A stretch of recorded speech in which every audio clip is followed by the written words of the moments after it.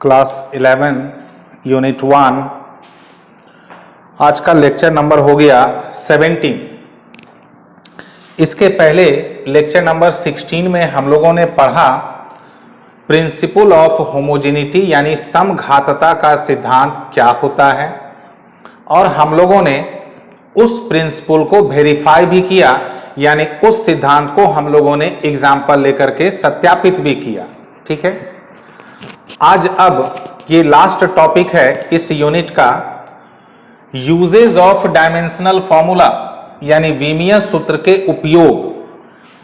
3-4 अलग अलग तरह का इसका यूज है जो कभी कभार एग्जाम में पूछ भी दिए जाते हैं। तो आइए हम लोग बारी बारी से इसके कुछ मेन जो यूजेज हैं यानी उपयोग हैं उसको समझते हैं।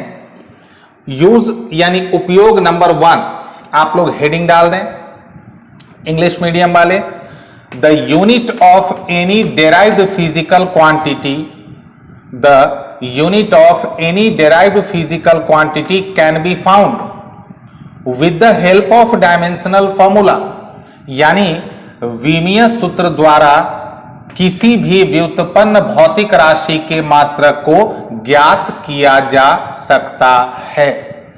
अब इसका मतलब क्या हुआ? मतलब यह हुआ कि मान लें कि अगर कोई भी व्युत्पन्न भौतिक राशि हो, डेराइव्ड फिजिकल क्वांटिटी हो, ठीक है, अगर मान लेते हैं आप लोगों को उसका डायमेंशनल फॉर्मूला अगर मालूम है, यूनिट मालूम नहीं है, मान लेते हैं आप लोगों को उसका यूनिट मालूम नहीं है। अगर डायमेंशनल फॉर्मूला यानी विमीय सूत्र मालूम है, हम लोग उसका कोई भी यूनिट हो, चाहे सीजीएस यूनिट हो, एसआई यूनिट हो, हम लोग उस यूनिट को मालूम कर सकते हैं। ठीक है, लेकिन इसको हम लोग कुछ एग्जाम्पल से समझते हैं। ठीक है, आइए हम लोग इसको कुछ एग्जाम्पल से समझते हैं। एग्जाम्पल, सपोज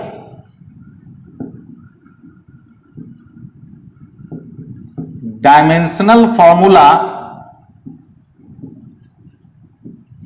ऑफ स्पीड, ये होता है L T to the power -1। अगर m लगाना चाहेंगे तो m टू द पावर 0 हो जाएगा। ठीक है, यानी चाल का विमीय सूत्र, ये आप लोगों को मान लेते पता है L T to the power -1। ठीक है, ये मान लेते हैं डायमेंशनल फॉर्मूला आप लोगों को स्पीड का यानी चाल का विमीय सूत्र पता है, लेकिन इसका यूनिट मालूम नहीं है। आइए हम लोग देखते हैं इसका यूनिट कैसे निकालेंगे। L का मतलब क्या हो गया? यूनिट ऑफ लेंथ, लंबाई का मात्रक। T का मतलब क्या हो गया? यूनिट ऑफ टाइम, समय का मात्रक। तब जरा ध्यान देंगे आप लोग कैसे इसको निकालेंगे। Therefore SI unit of speed यानी चाल का SI मात्रक, दोनों को एक साथ कंबाइन कर दिए, इक्वल टू। अब ध्यान देंगे कैसे निकालेंगे, कौन सा मात्रक निकालना है? SI मात्रक, SI यूनिट।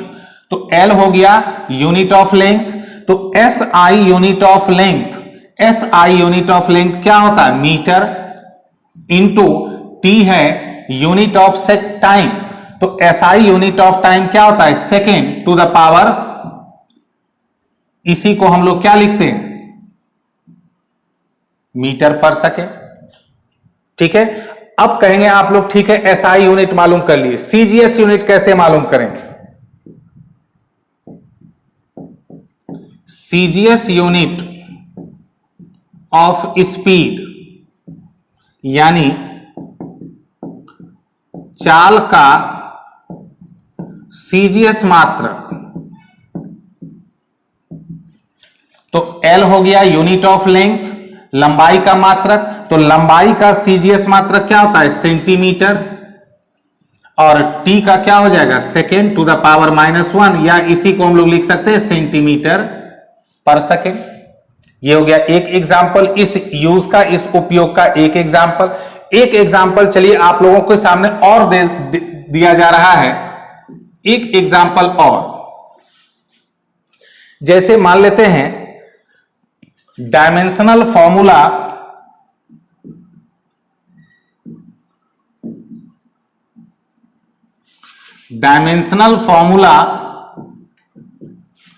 ऑफ फोर्स, ये आप लोगों को पता है mL_T⁻²। Dimensional formula of force mL_T⁻², यानी बल का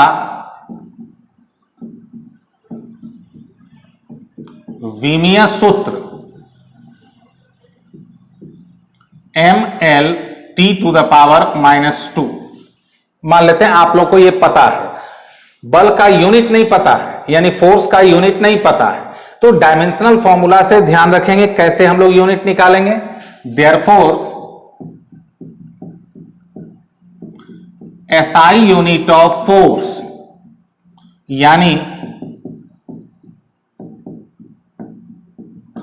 बल का SI मात्रक, M मतलब क्या हो गया, यूनिट ऑफ मास, यानी द्रव्यमान का मात्रक, तो द्रव्यमान का SI मात्रक क्या होता है, किलोग्राम, L के लिए मीटर और T के लिए सेकेंड⁻², या इसी को हम लोग लिख सकते हैं kg मीटर सेकेंड⁻², को प्रति सेकेंड स्क्वायर, पर सेकेंड स्क्वायर। कैसे, यहां पर सेकेंड⁻1 था, पर सेकेंड, ठीक है। अब आप लोग कहेंगे कि ठीक है, SI यूनिट तो बल का मिल गया, यानी फोर्स का मिल गया SI यूनिट, CGS यूनिट कैसे निकालेंगे।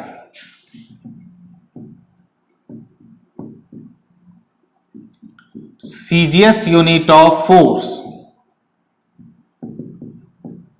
यानी बल का CGS मात्रक,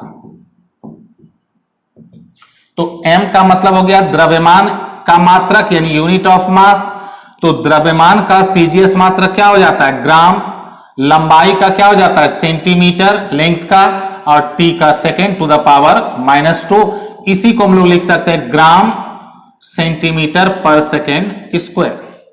तो उम्मीद है ये दो एग्जाम्पल ही काफी होगा आप लोगों को ये उपयोग को समझने के लिए कि कैसे हम लोग विमीय सूत्र द्वारा किसी भी व्युत्पन्न भौतिक राशि के मात्रक को कैसे हम लोग फाउंड कर सकते हैं, यानी unit of any derived physical quantity can be found with the help of dimensional formula.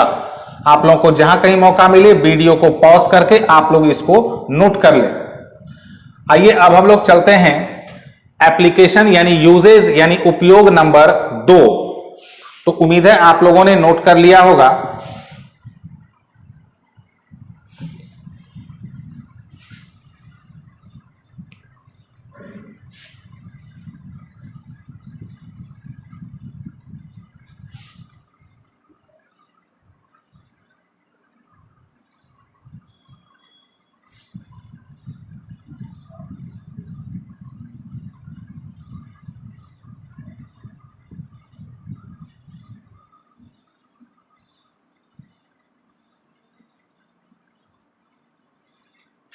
इस तरह भी उम्मीद है आप लोगों ने नोट कर लिया होगा।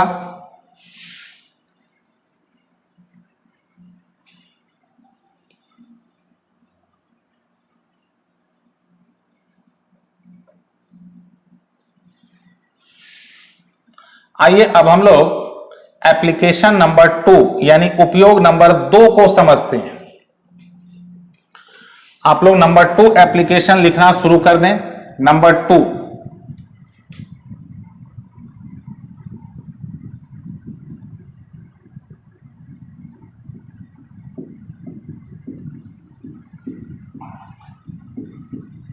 the correctness of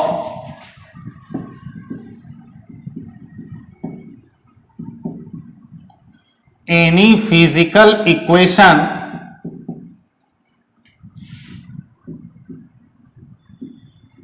can be checked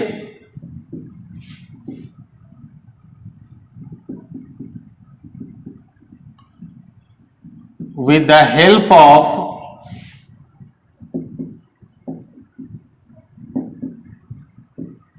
dimensional formula. The correctness of any physical equation can be checked, यानी किसी भी फिजिकल इक्वेशन सही है या नहीं इसको हम लोग चेक कर सकते हैं with the help of dimensional formula, यानी हिंदी मीडियम वाले विमीय सूत्र द्वारा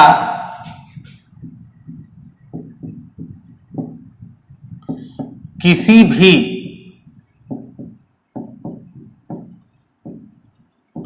भौतिक समीकरण की सत्यता जांच की जा सकती है। यानी कोई भी भौतिक समीकरण फिजिकल इक्वेशन करेक्ट यानी सही है, सत्य है या नहीं, इसको हम लोग विमीय सूत्र यानी डायमेंशनल फॉर्मूला की मदद से हम लोग इसको चेक कर सकते हैं। इसको भी आइए हम लोग समझते हैं कुछ एग्जाम्पल से। जैसे हम लोग एक फिजिकल इक्वेशन यानी एक भौतिक समीकरण एग्जाम्पल लेते हैं और चेक करते हैं कि क्या वो सही है या गलत। तो एक एग्जाम्पल हम लोग ले लेते हैं, v equals to U plus 80। अब हम लोग चेक करेंगे कि ये जो इक्वेशन हम लोग पढ़ते आ रहे हैं क्या ये सही है या गलत। इसको हम लोग डायमेंशनल फॉर्मूला यानी विमीय सूत्र की मदद से चेक कर सकते हैं। लेकिन ये जो उपयोग नंबर 2 है, यूज नंबर 2 है, इसमें अब आ जाती है बारी जो हम लोगों ने लेक्चर नंबर 16 में पढ़ा था, समघातता का सिद्धांत यानी प्रिंसिपल ऑफ होमोजेनिटी। जरा ध्यान दीजिएगा, मैं एक बार आप लोगों को रिपीट कर रहा हूं। प्रिंसिपल ऑफ होमोजेनिटी समघातता का सिद्धांत कहता है कोई भी फिजिकल इक्वेशन हो, उसके जितने टर्म्स होते हैं, जितने पद होते हैं, सबका विमीय सूत्र डायमेंशनल फॉर्मूला सेम होता है। हम लोग उसी प्रिंसिपल को उल्टा ढंग से कहेंगे। कैसे, जरा ध्यान देंगे आप लोग। अगर किसी इक्वेशन के हर एक टर्म का, अगर किसी भी इक्वेशन के हर एक टर्म का डायमेंशनल फॉर्मूला यानी विमीय सूत्र अगर बराबर हो गया तो इसका मतलब वह समीकरण क्या होगा, सत्य होगा। ठीक है, हो सकता है आप लोग कंफ्यूज कर रहे होंगे, मैं फिर से आप लोगों को रिपीट कर दूं। समघातता का सिद्धांत प्रिंसिपल ऑफ होमोजेनिटी कहता है कि कोई भी फिजिकल इक्वेशन हो, जैसे मान लेते हैं a equals to B plus C, ये एक फिजिकल इक्वेशन है यानी भौतिक समीकरण है, मान लेते हैं, एग्जाम्पल है। तो नंबर ऑफ टर्म्स कितने हैं, पदों की संख्या 3। तो समघातता का सिद्धांत कहता है कि अगर ये भौतिक समीकरण है, फिजिकल इक्वेशन है, तो तीनों का डायमेंशनल फॉर्मूला विमीय सूत्र हर हाल में समान होगी। ये कहता है समघातता का सिद्धांत, प्रिंसिपल ऑफ होमोजेनिटी। हम लोग इसको उल्टा करते हैं।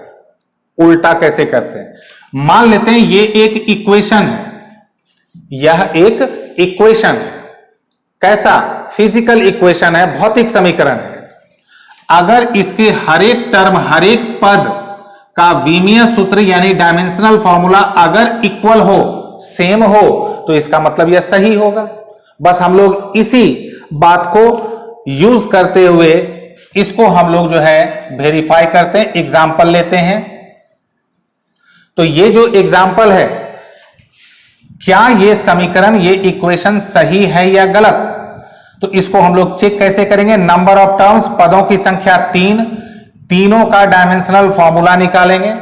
अगर सेम आ गया इसका मतलब यह सही है according to principle of homogeneity. तो आइए हम लोग देखते हैं। आप लोगों को याद होगा पिछली क्लास में मैंने बताया था v क्या है, अंतिम वेग, final velocity.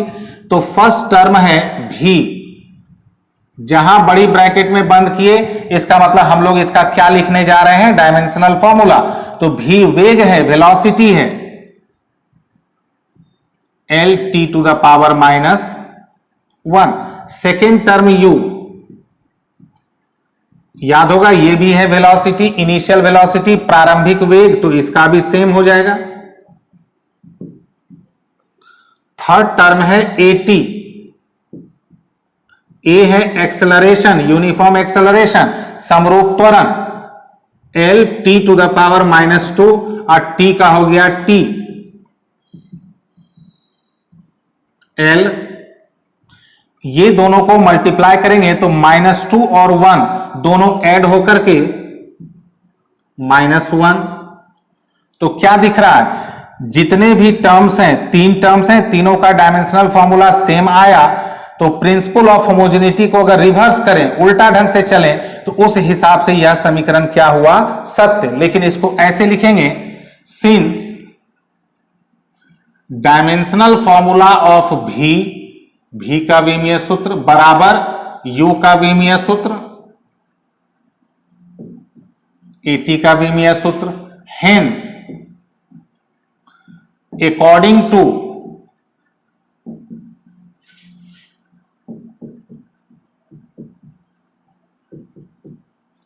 Principal of homogeneity, according to principle of homogeneity, the given physical equation is correct। यानी अतः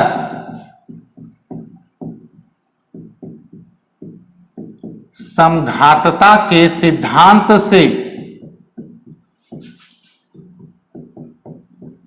दिया गया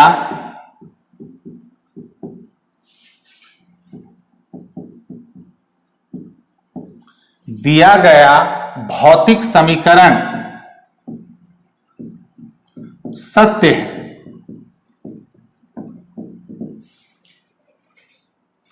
ठीक है, तो पहले आप लोग इस हेडिंग को और एग्जाम्पल को नोट कर ले। मैं आप लोगों को एक और एग्जाम्पल देने जा रहा हूं, आप लोग वीडियो रोक करके नोट कर लें।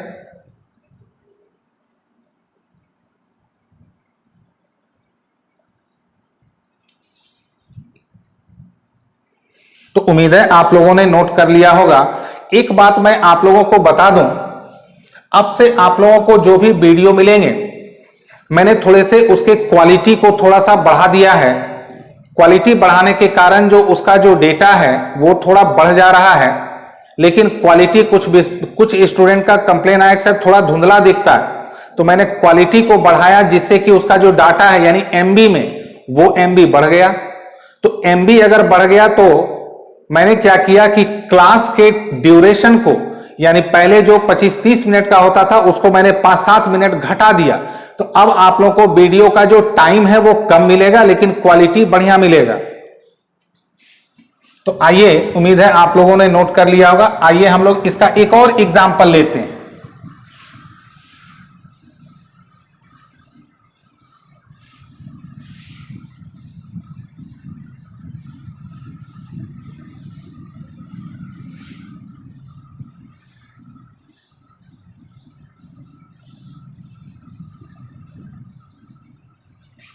एक और एग्जाम्पल लेते हैं हम लोग, एक और फिजिकल इक्वेशन लेते हैं। उम्मीद है ये आप लोगों का जाना पहचाना होगा, v square equal to U square plus 2as। v तो वही है फाइनल वेलोसिटी, अंतिम वेग, u हो गया इनिशियल वेलोसिटी, प्रारंभिक वेग, a हो गया यूनिफॉर्म एक्सेलरेशन, समरूप त्वरण, और s हो गया डिस्टेंस कवर्ड यानी तय की गई दूरी। आइए हम लोग इसको चेक करते हैं। नंबर ऑफ टर्म्स कितने दिख रहे हैं आप लोग को, 1, 2 एंड ये पूरा हो गया 3।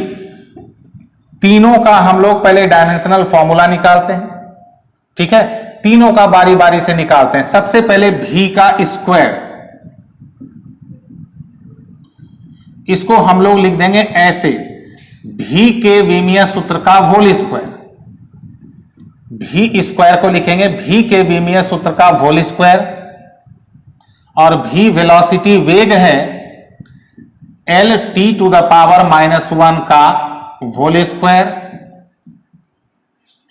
एल पर भी स्क्वायर है तो एल स्क्वायर, और टी पर पावर कितना है -1, और फिर पावर है 2, तो दो पावर रहे तो मल्टीप्लाई हो जाता है, गुना हो जाता है। तो टी पर पावर -1 इंटू 2 -2। ठीक है, ये तो प्योर मैथमेटिक्स है, उम्मीद है आप लोग इसको समझ गए होंगे, पावर का मामला है। Second term you square,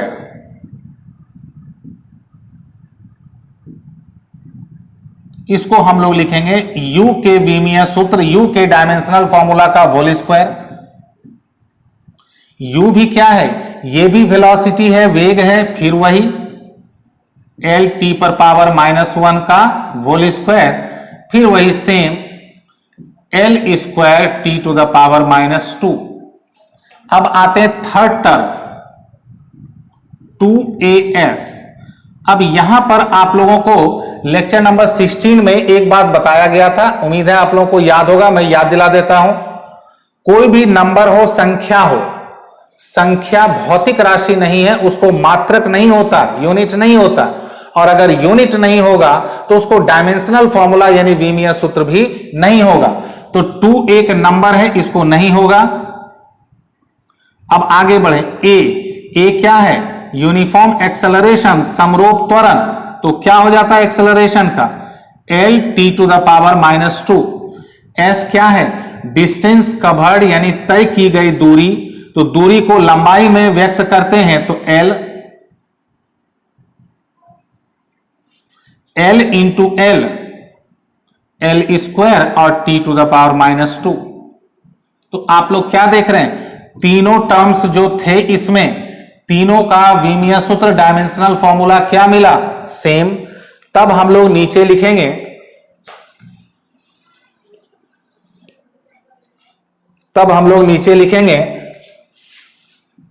therefore dimensional formula of v square equals two dimensional formula of u square equals two dimensional formula of 2as।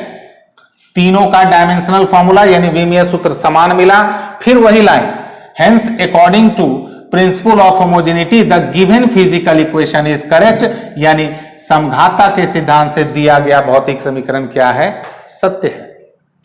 तो उम्मीद है कि डायमेंशनल फॉर्मूला के जो आज हम लोगों ने 2 यूजेज यानी 2 उपयोग को पढ़ा, उम्मीद है आप सभी विद्यार्थियों को यह बेहतर समझ में आ गया होगा। मेरी तरफ से पूरी कोशिश की गई कि आप लोग हर विद्यार्थी इसको अच्छे से समझ लें, ठीक है। कुछ विद्यार्थी के मन में डाउट हो रहा है कि पता नहीं अब संकल्प कब खुलेगा, नहीं खुलेगा।